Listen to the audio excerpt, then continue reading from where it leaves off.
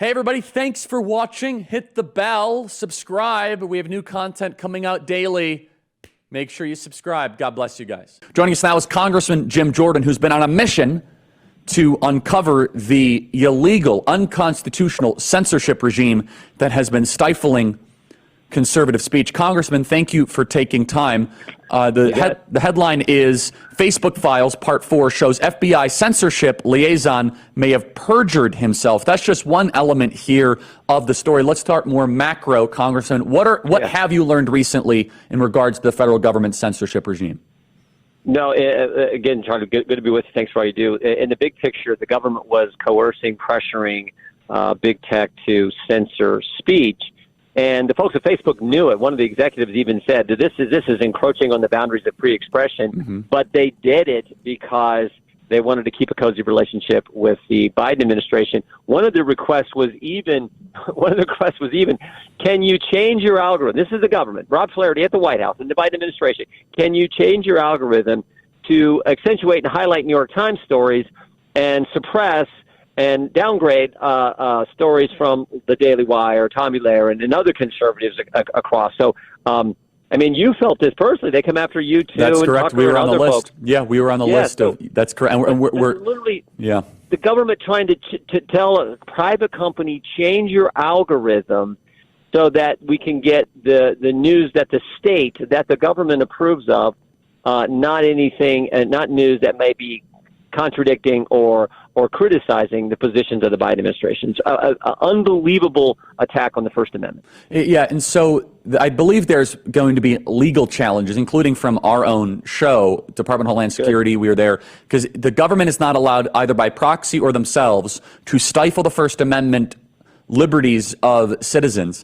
But, Congressman, this has not been an easy effort. You had to threaten a potential contempt of Congress vote of Mark Zuckerberg. Facebook has been very reluctant to hand over these files. Walk us through some of that, because it took a little bit of potential force, if you will, to actually pressure is a better word, to get them to comply. Yeah, they wouldn't turn over the internal communications. We wanted exactly what Elon Musk made available on Twitter, or now X, the internal communications that showed the kind of pressure that was coming from the government.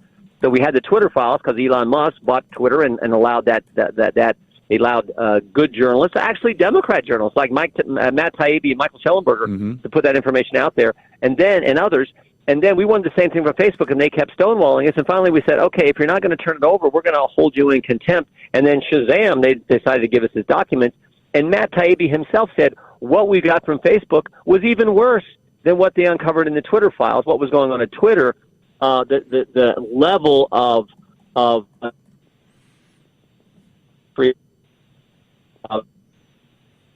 we find out that it looks like Mr. Chan may have not have been completely straightforward during his deposition in the Missouri case, the case that was the Missouri and Louisiana case, where he said that he had one communication with Facebook on October 14th, 2020, the day that the New York Post story came out about the Biden laptop. And it turns out he had another communication the next day, and in that communication he talks about the fact that the FBI, that he was up to speed on the FBI investigation, and they had no evidence. This is key: no evidence that the Biden laptop story was a Russian information operation, as they allowed Twitter and Facebook to believe, and it actually kind of pre-bunked the whole idea that this story was going to come out.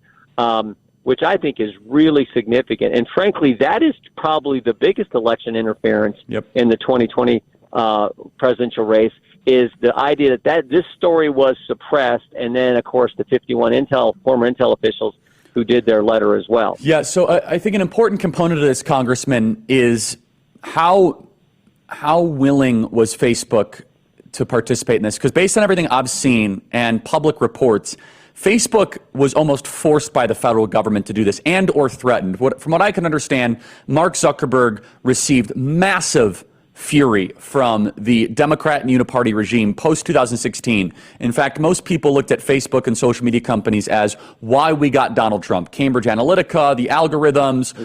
And so Zuckerberg was under this massive pressure. You might remember he was called to testify in front of the Senate, which was a joke because half the senators were like asking him how to log into their phone. I'm half kidding. It was not exactly a tech-savvy hearing. However, Zuckerberg then received FTC lawsuits and pressures of breakup and monopoly threats and DOJ antitrust stuff. And then Mark Zuckerberg goes on Joe Rogan last August and reveals the FBI was making house visits saying, hey, by the way, there might be a Russian disinformation play, which of course was, hey, you better do what we tell you to do or else these antitrust stuff might not work out. Can you just kind of give us a little bit of a window into Facebook's mentality here?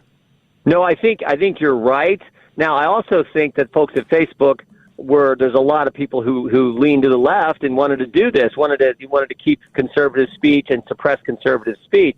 So I think you had all that going on, but there was certainly this pressure campaign put on them. I think many of them were willing to go along with it, and we know they were willing to go along with it because they did, and they did it knowing that it was an attack on the First Amendment. Nick Clegg, one of the executives, said that. So it wasn't just like, oh, poor Facebook. They were being pressured, certainly, by the government, certainly, and but I think they were in many ways willing participants in making it tough for President Trump and for conservatives. Now, understand in October of 2020, Elvis Chan had talked about this, and so had Yoel Roth at Twitter. They talked about on a weekly basis, big tech met with the FBI and other people in the government. They were told to be on the lookout for a hack and leak operation in October that would likely involve Hunter Biden. So they prepped them for what was coming, and it's like, how did the FBI know this was going to happen? Well, of course they knew because they had the laptop for a year prior to that. So they prepped them all along. Then when it comes public, they know it's not Russian information operation. They know it's not a Russian operation. But when they're asked directly by Twitter and by Facebook, the FBI says no comment. That is how, I mean, you talk about impacting an election. That certainly did. And we will never know to the extent the aggressive language that was used by the FBI in some of these meetings with Yoel Roth. We can infer they had standing appointments. And it's important to remember, Mark Zuckerberg also out of nowhere became this like massive enthusiast for mail-in voting, $400 million for Center for Technology at Civic Life. So it's it's clear, and it's hard to prove, but it's clear that Zuckerberg was malleable and Facebook was malleable because they were afraid the government was going to come down with a massive sword on them. And they said, okay, how can we make this good? And somebody recommended, hey, $400 million this nonprofit would help. Working with the feds on suppressing speech would help. And it very well could have been that Zuckboxes plus censorship was a make good for 2016.